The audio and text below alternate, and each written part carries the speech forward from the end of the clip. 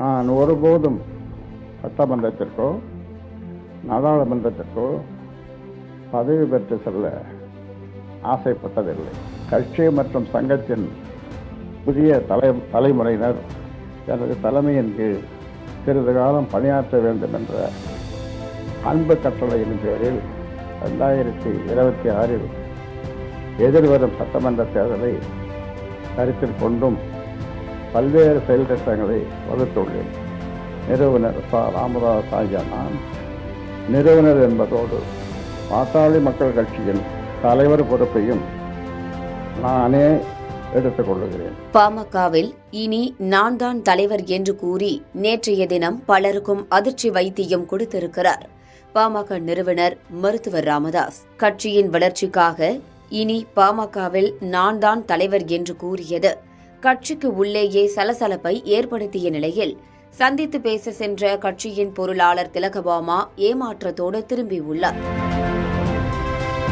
அதோடு நீண்ட நேர காத்திருப்புக்கு பிறகு ராமதாஸை சந்தித்து பேசிய வழக்கறிஞர் பாலு நடந்தவற்றை விளக்கியுள்ளார். இது சாதாரணமாக பார்த்துட்டு போகிற சந்திப்பு. இப்பொழுது உங்கள்கிட்ட சொல்றதுக்கு எந்த செய்தி இல்லை. நன்றி. அடுத்த ஆண்டு நடைபெற இருக்கும் சட்டமன்ற தேர்தலை முன்னிட்டு அரசியல் கட்சிகள் அனைத்தும் அதற்கான வியூகங்களை வகுத்து வருகின்றன. தேர்தலை முன்னிட்டு பாமகவில் கட்சியை பலப்படுத்தவும் கூட்டணி அமைப்பதற்கான வியூகங்களும் வகுக்கப்பட்டு வருகிறது. இந்த நிலையில்தான் பாமக தலைவராக இருந்து வந்த அன்புமணி ராமதாஸை செயல் தலைவராக மாற்றி தலைவராக நான் செயல்படுவேன் என்று அறிவித்தார் ராமதாஸ். எதிர்வரும் தேர்தலில் எந்த கட்சியோடு கூட்டணி அமைப்பது என்பது தொடர்பாக ஏற்பட்ட கருத்து வேறுபாட்டால் இந்த முடிவு எடுக்கப்பட்டதாக பாமக வட்டாரத்தில் கூறப்படுகிறது. குறிப்பாக ராமதாஸின் இந்த முடிவுக்கு கட்சிக்குள்ளேயே எதிர்ப்பு கிளம்பியது. கட்சியின் பொருளாளர் திலகபாமா பாமகவில் ஜனநாயகம் படுகொலை செய்யப்பட்டுள்ளதாக சமூக வலைதளங்களில் பதிவிட்டு அதிருப்தியை வெளிப்படுத்தினார். இதுவரை ராமதாஸ் எடுத்த முடிவுகள் அனைத்தும் சரியே, ஆனால் இந்த முடிவு தவறு, அன்புதானே எல்லாம் என்று குறிப்பிட்டிருந்தார் திலகபாமா. இந்நிலையில் திண்டிவனம் காமாட்சியம்மன் கோவில் தெருவில் உள்ள மருத்துவர் ராமதாஸின் இல்லத்தில் முன்பாக திரண்ட அன்புமணியின் ஆதரவாளர்கள் அவருக்கு ஆதரவாக முழக்கமிட்டனர்.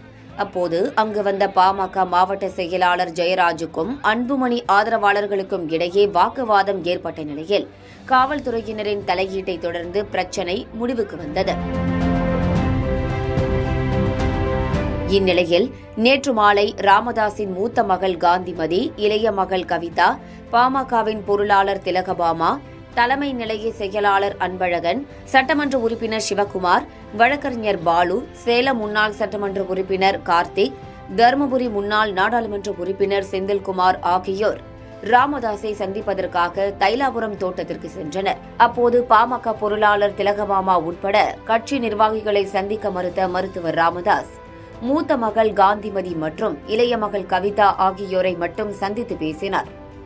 இந்த நிலையில் 1.5 மணி நேர காத்திருப்புக்கு பிறகு மருத்துவர் ராமதாஸை சந்திக்காமலேயே ஏமாற்றத்தோடு புறப்பட்டு சென்றார் பாமக பொருளாளர் திலகபாமா. ராமதாஸை சமாதானம் செய்யும் முயற்சியில் மூத்த மகள் காந்திமதி மற்றும் இளைய மகள் கவிதா ஆகியோர் பேசியதாக தகவல் வெளியாகியுள்ளது.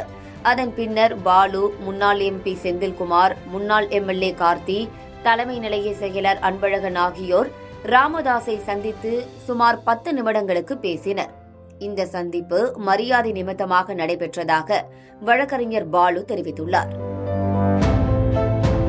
அன்புமணியின் நீக்கம் குறித்து பேசிய திலகபாமா, அன்புமணியின் முடிவுக்காக காத்திருக்கிறேன். தனிநபர்களை விட தலைமை பெரியது, தலைமையை விட இயக்கம் பெரியது, இயக்கத்தை விட சமூகம் பெரியது என்று தெரிவித்த நிலையில் ராமதாஸ் அவரை சந்திக்க மறுத்திருப்பது பேசுபொருளாக மாறியிருக்கிறது.